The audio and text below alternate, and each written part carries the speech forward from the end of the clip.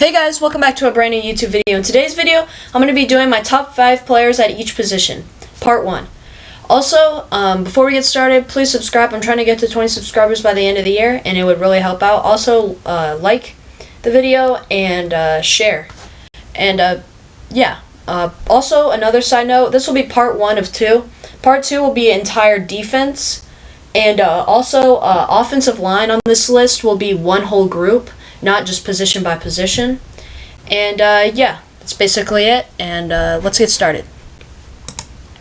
At quarterback, for number 5, I have Justin Herbert. His arm talent and just he's just such a good player, and he has an incredible arm, and when he has the playmakers that are on the field, and he has Mike Williams and Keenan Allen active and ready to go, he's an incredibly good quarterback.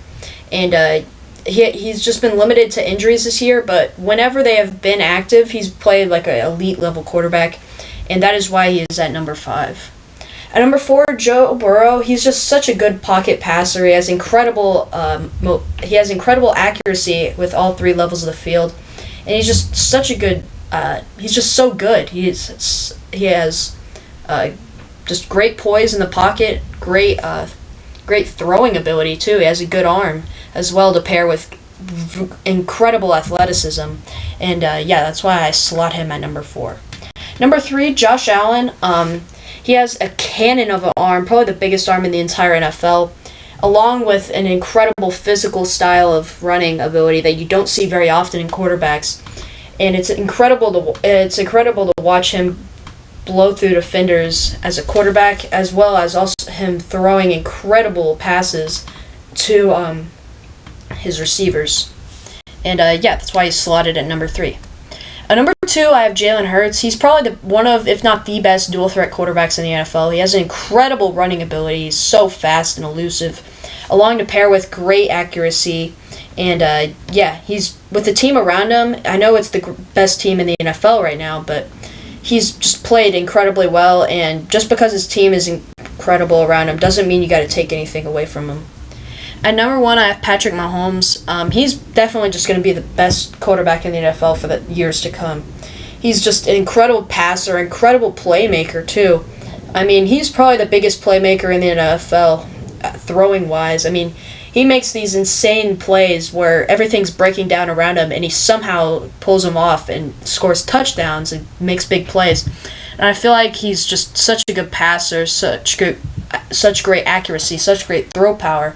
He's just the complete quarterback, and yeah, that's why I slot him at number 1. At running back, at number 5, I have Saquon Barkley. I know this might be a little high for him, but yeah, at number 5, I have him just because of his dual threat ability.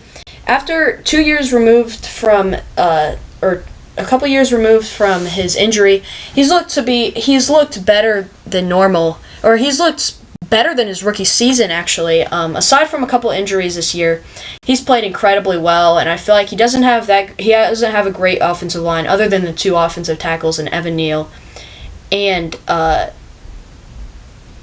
Andrew Thomas.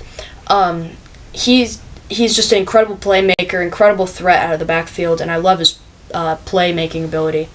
Number 4, I have Josh Jacobs. This might be a little high for him as well, but the way he's been playing this year is incredible. He's probably on pace to have around 1,900 yards, or around where Jonathan Taylor did last year. And yeah, he doesn't have a good offensive line around him.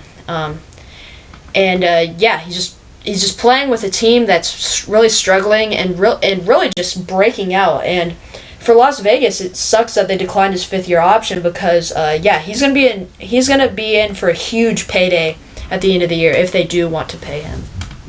Number 3, I have Dalvin Cook.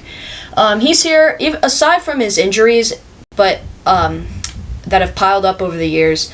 When he's active, he's such an elusive back and is such an incredible playmaker.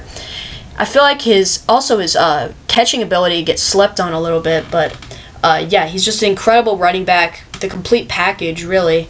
And yeah, it's basically Dalvin Cook right there. Number 2, I have Nick Chubb. He's just such a great player. He's such a physical runner, and also he's just such a good big playmaker. And he's really a guy that you build your offense around, really, aside from the quarterback position.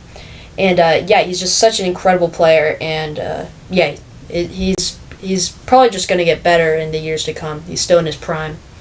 Number 1, I have Derrick Henry. I know there's a little bias in here with me being a Titans fan, but he's going to go into the Titans Ring of Honor. He may make it to the Hall of Fame if he continues his success for another 3 or 4 more years. But he's just such an incredible runner, such a physical, probably the most physical running back I've seen for the past 5 years, and he's just so good in his running style, and he's just such a big playmaker as well. I know I've said that a lot for these running backs, but he's just such a physical player, and the way he plays is incredible. And on a bad offensive line, and often banged up offensive line, he's done some crazy things. I know he's struggled a bit this year, but overall he is the best running back.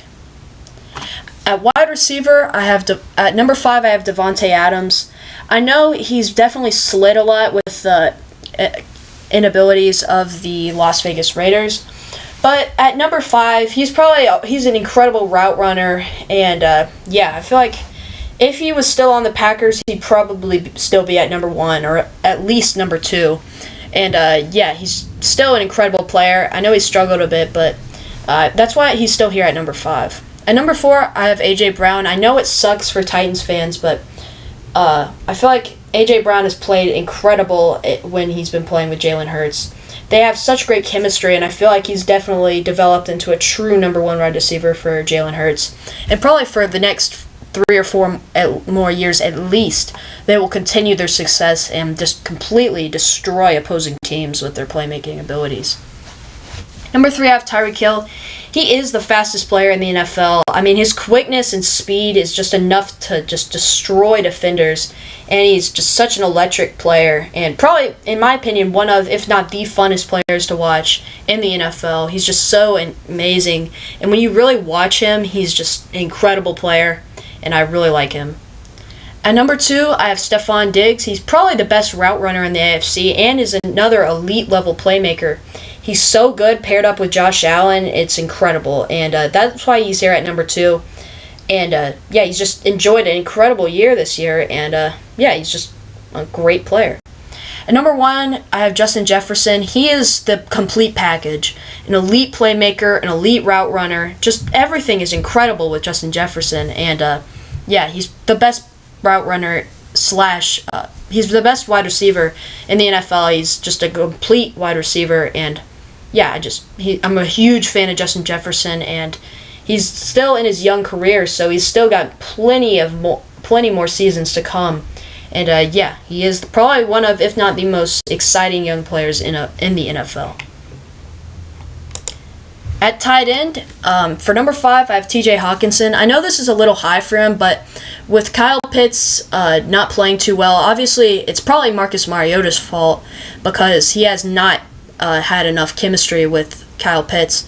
But and we've seen what he did last year. Even though he only had 1 touchdown, he had over 1,000 yards at tight end, which is very impressive. But anyways, at number 5, I have T.J. Hawkinson. He's a really underrated player, honestly, in my opinion. But this year he's been receiving a little more credit, and I really like the way he plays. He's a good route runner, and is just a really good player, honestly. And that's why he's here at number 5. Number 4, I have Darren Waller. I know he's been injured a lot this year, but yeah, when he's on the field, he's usually really good. He was a converted wide receiver, believe it or not, and yeah, he's just a great player, and yeah, he's just really, really good, and he's basically a wide receiver in a tight end's body with his athleticism and size, and yeah, he's just a great playmaker. Number 3, I have Mark Andrews. He's Lamar Jackson's favorite target, and yeah, he's just an incredible vertical threat tight end who can make plays down the field and really just stretch the field for opposing defenses, and yeah, he's just a great player. Number 2, I have George Kittle. He's probably the most complete tight end in the NFL. He's an incredible run blocker, probably the best run blocking tight end in the NFL, along with his ability to. Along with his run after catch ability. I mean, he's probably the most dangerous other than Travis Kelce, is probably the most dangerous tight end in the open field. And he had an insane game against the Seattle Seahawks last night, and he played incredibly well. And that's why he's here. Number 1, I have Travis Kelce. He is the best route running / just pass catching tight end in the NFL. He's really good with the ball in his hands, and it also makes incredible plays. And I'm a huge fan of Travis Kelce, and he's just an incredible player. And for the last section of this part 1, we have the offensive line. At number 5, I have Lane Johnson. He's played incredibly well.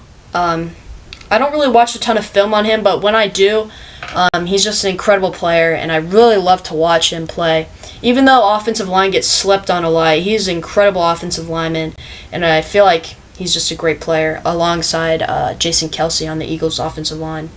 And Jordan Mailata, of course, who has really just developed into an incredible player. But that's aside. That's not part of what this is. At number 4, I have Creed Humphrey. He is probably the best young offensive lineman in the NFL. I know there's a lot of them that are really good, such as Colton Miller and some others, but I feel like Creed Humphrey, he's just an incredible pass blocking center, as long as a great run blocker too, but he really excels in pass blocking.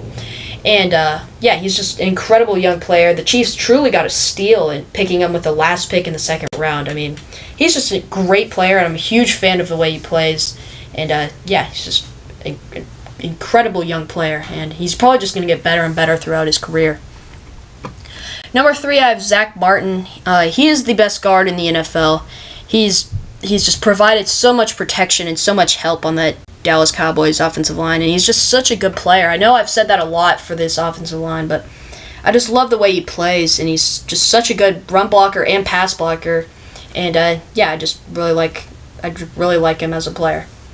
Number 2, I have Jason Kelce. This is inflated slightly. I really like his podcast he has with Travis Kelce, but other than that, he is an incredible player. I mean, he's been a great player throughout his career. Obviously drafted in the 5th round.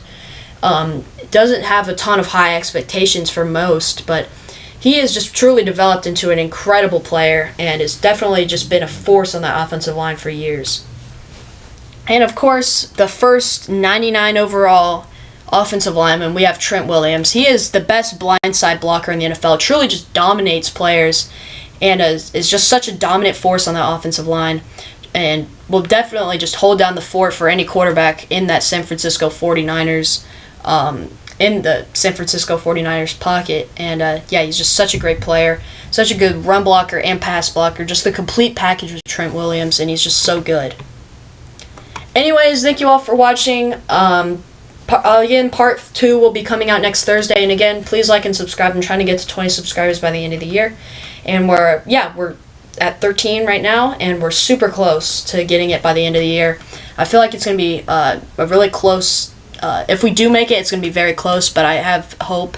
And that's basically it. Thank you all for watching, and see you guys later.